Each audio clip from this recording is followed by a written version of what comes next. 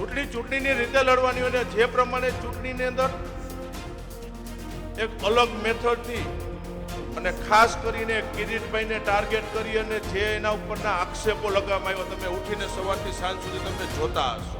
આક્ષેપો તમારે ત્યારે લગાડાય તો એ આક્ષેપોને સાબિત કરવાની તમારામાં તેવડ હોવી જોઈએ. સુરતના આંગણે વિસાવદર વિધાનસભાની તેના ઉમેદવાર ભાઈ શ્રી કિરીટભાઈ પટેલના સમર્થન માટે આજે સુરત રહેતા વિસાવદર, ભેસાણ અને જૂનાગઢ ગ્રામ્ય વિસ્તારના આ પરિવારના આજના આપણા કાર્યક્રમમાં આપણી સૌની વચ્ચે ઉપસ્થિત, મંચ ઉપરના કોઈના નામ નથી હોતો માફ કરજો, મંચ ઉપર બિરાજમાન સૌ આપણા આગેવાનો, મહાનુભાવો, જેમણે આ આયોજન કર્યું છે એવા વિસાવદર વિધાનસભાના સૌ કાર્યકર્તાઓ, આગેવાનો અને મોટી સંખ્યાની અંદર ઉપસ્થિત સૌ વડીલો, યુવાન મિત્રો, વિધાનસભા વિસાવદરના ભવિષ્યને ધ્યાનમાં લઈને આવ્યા છે. અને રાજનીતિની અંદર જ્યારે ચૂંટણીઓ આવે, અનેક ચૂંટણીઓ ભૂતકાળની અંદર પણ લડ્યા છે, અત્યારે પણ ચાલી રહી છે, ભવિષ્યમાં પણ હજી અનેક ચૂંટણીઓ આવશે. પણ જે પ્રમાણે આ વિસાવદર વિધાનસભાની અંદર અમુક લોકો દ્વારા, અમુક ઉમેદવાર દ્વારા જે પ્રમાણેનો અત્યારે માહોલ બગાડવાની અંદર આવી રહ્યો છે, તમે સૌ સોશિયલ મીડિયાના માધ્યમથી અને કાયમી માટે જોતા હશો તમે. અને કાયદેસર આપણે શુદ્ધ ગુજરાતી દેશી ભાષામાં કહીને તો 2 મહિનાથી આ ઉપાડો લીધો છે કે જે પ્રમાણે માહોલ બગાડવાના પ્રયત્નો થાય. કીધું કે રાજનીતિમાં તો અનેક ચૂંટણીઓ આપણે લડ્યા છે, પણ જે પ્રમાણે માહોલ બગાડે, હું છેલ્લા 6 દિવસથી વિસાવદર, ભેસાણમાં જ્યાં જવાબદારી સંભાળું છું, જાહેર મંચ ઉપરથી કાયમી માટે હું બોલતો આવું છું કે ચૂંટણી એ ચૂંટણીની રીતે લડાતી હોય છે. ચૂંટણીની રીતે લડવાની હોય જે પ્રમાણે ચૂંટણીની અંદર એક અલગ મેથડથી અને ખાસ કરીને કિરીટભાઈને ટાર્ગેટ કરી અને જે એના ઉપરના આક્ષેપો લગાવવામાં આવ્યા, તમે ઉઠીને સવારથી સાંજ સુધી તમે જોતા હશો. હું મારી એક સભામાં વિસાવદર, ભેસાણમાં કહું છું કે આક્ષેપો તમારે ત્યારે લગાડાય તો એ આક્ષેપોને સાબિત કરવાની તમારામાં તેવડ હોવી જોઈએ. રાજનીતિમાં આજે હું અહીંથી ખુલ્લા મંચ ઉપરથી હું ગમે એટલું બોલી શકું, ગમે એની પર આક્ષેપ કરી શકું, પણ તમે કરેલો આક્ષેપ તમારાથી સાબિત થવો જોઈએ. અને જે પ્રમાણે જૂનાગઢ જિલ્લા સહકારી બેંક એટલે ખેડૂતોની બેંક અને જે પ્રમાણે બેંક ઉપર આક્ષેપો કરવામાં આવ્યા, મારે વાત એટલા માટે તમારી વચ્ચે આ મુદ્દો લોકો, કારણ કે આપણો આખો વિસ્તાર જૂનાગઢ ગ્રામ્ય, વિસાવદર, ભેસાણ 80-85% વધારે આપણે ખેતી આધારિત અને ખેડૂતોનો વિસ્તાર છે આપણો. જે પ્રકારે બેંકની અંદર કિરીટભાઈ સામે આક્ષેપો કરવામાં આવ્યા, મેં આખું જોયું.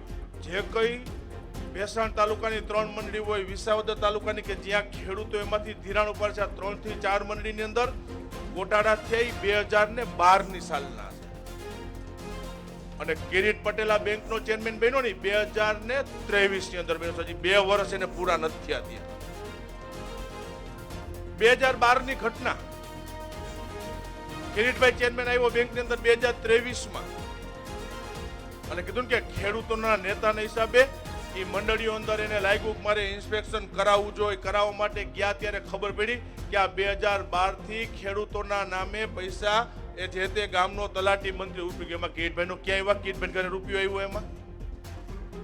અને છતાં સવારથી ઉઠીને કિરીટભાઈ ઉપર આક્ષેપો કરવામાં આવે. હું હરેક વાતનો સાક્ષી રહ્યો છું એટલા માટે, જેમ જૂનાગઢ જિલ્લા બેંકના ચેરમેન કિરીટભાઈ છે, હું રાજકોટ જિલ્લા સહકારી બેંકનો ચેરમેન છું. જૂનાગઢ કરતા 8 ગણી મોટી બેંક છે ને, બેંક હું અત્યારે ચલાવી રહ્યો છું. જવાબદારી મારી ઉપર જવાબદારી છે.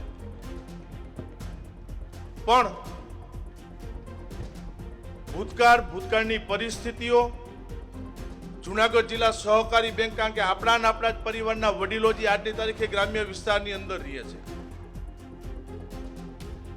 અને જે પ્રમાણે તમે ભૂતકાળ એનો યાદ કરો, અને ભૂતકાળની અંદર જુનાગઢ જિલ્લા સહકારી બેંક એટલે કહેવાતું ખાડે ગયેલી આખી આ બેંક છે. નુકસાની કરતી બેંક, ખાડે ગયેલી બેંક. અને મારે આજે જાહેર મંચ ઉપરથી કિરીટ પટેલને અભિનંદન આપવા પડે કે છેલ્લા 2 વર્ષની અંદર ચેરમેન તરીકે જવાબદારી સંભાળી ખાડે ગયેલી બેંકને છેલ્લે હમણાં અહેવાલ રજૂ કર્યો, 45 કરોડ રૂપિયા નફો કરતી બેંક બની તો જુનાગઢ જિલ્લા સહકારી બેંક બની છે. અને તમે ક્યાં મોટે એની ઉપર આક્ષેપ કરી શકો? જે ગ્રામ્ય વિસ્તારમાં આપણા ખેડૂતો ધિરાણ લે છે, પહેલા ટૂંકી મુદતનું ધિરાણ 3 લાખ રૂપિયા સુધીનું હતું, સરકારે 5 લાખ રૂપિયા સુધીની જાહેરાત કરી. મને એમ હતું કે મારી રાજકોટ જિલ્લા સહકારી બેંક તાકાતવાળી બેંક છે ને, 5 લાખ રૂપિયાનું ધિરાણની હું શરૂઆત કરી દઈશ.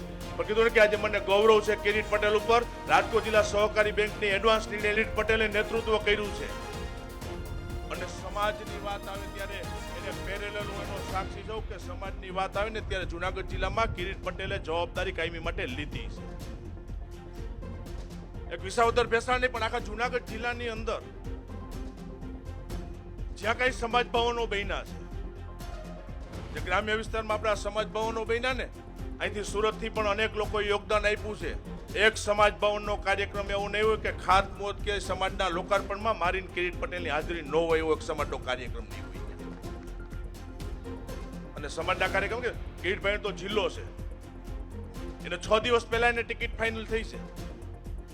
2 વર્ષ પહેલાના અમે કાર્યક્રમમાં જઈએ તો કિરીટ પટેલને લડવાનું નક્કી નહોતું ત્યારે, અને મારો તો વિસ્તાર પણ હતો, પણ સમાજની રૂએ એ ગામડાના કાર્યક્રમમાં મેં ગયા છે, જઈને સમાજની વચ્ચે બેઠા છે. પાછું એમને એમ નથી આવતું, 3 કલાકની હાજરી આપી હોય ને, એક સાલ ઓઢાડે ને એક હાર પહેરાવે, પછી કાર્યક્રમ પૂરો થાય એટલે એ સાલ મને કિરીટ પટેલને કેટલામાં પડી તો કાર્યક્રમ પૂરો થાય ત્યારે ખબર પડે. એટલો ફાળો કિરીટ પટેલે વ્યક્તિગત રીતે સમાજની અંદર યોગદાન આપ્યું છે.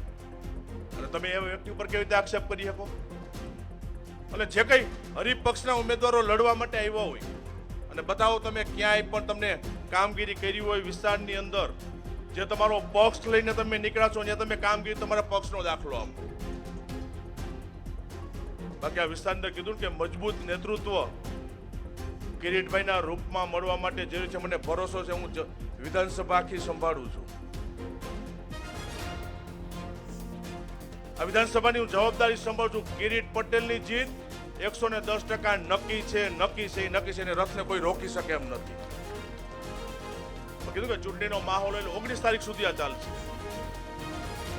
19 તારીખ સુધી આ બધું ચાલવાનું. 19 તારીખે સાંજે 6 વાગે જે 2 મહિના પહેલા દુકાનો ખુલી હતી ને, 6 વાગે એને તાળું લાગવા જઈ ગયું. આ તો બધા તકવાદી માણસો છે, એનો લાભ હોય તો દુકાન ખોલવાની. નકર 2012માં પણ વિસાવદરમાં ભારતીય જનતા પાર્ટી નહોતી જીતી, 2017માં નથી જીતી, 2022માં નથી જીતી, પણ ભારતીય જનતા પાર્ટીની દુકાન ક્યારેય બંધ થઈ નથી. પરિણામ ગમે તે આવે, બીજા દિવસે સવારે લોકોની વચ્ચે રહીને એ ભારતીય જનતા પાર્ટી મજબૂત પાર્ટી અને એક બૂથ જીતી શકે ને એવા હજારો કાર્યકર્તાઓની ફોજ ભારતીય જનતા પાર્ટી છે. એની જવાબદારી અમે લીધી. કિરીટ પટેલને ટેન્શન લ્યોમાં સીટ આપણે કોઈ પણ હિસાબે જીતશું. મારી આ ચૂંટણીની તો તમને સૌને એક અપેક્ષા છે, વિનંતી કરું છું કે આપણા વિસ્તારની અંદર મજબૂત વિસાવદર બનાવવા માટે, વિસાવદરના ભવિષ્ય માટે આ વખતે ભારતીય જનતા પાર્ટીને આપણે મતદાન કરવાનું છે, અપીલ કરવાનું છે. જે કંઈ ગ્રામ્ય વિસ્તારની અંદર તમારા સગા સંબંધીઓ રહેતા હોય એને અહીંથી ફોન કરીને પણ કમળના નિશાન ઉપર 19 તારીખે જબરજસ્ત સમર્થન આપો એવી વિનંતી કરવા તમારી વચ્ચે આવ્યા છે. વિશેષ કાંઈ નથી કહેવું. 19 તારીખ સુધી આ ચૂંટણીનો માહોલ છે. સાથે મળીને પ્રયત્નો કર્યા છે, જીત નિશ્ચિત છે. પણ સુરત રહેતા તમારી પાસે ત્યાં મતદાન હોય તો ત્યાં આવીને મતદાન કરી જાજો.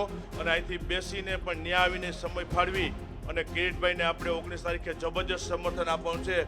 સમર્થ હોય તો તમે 2 હાથ ઊંચા કરી અને જબરજસ્ત એને આપણે અવાજ આપીએ, ભારત માતા કી, ભારત માતા કી.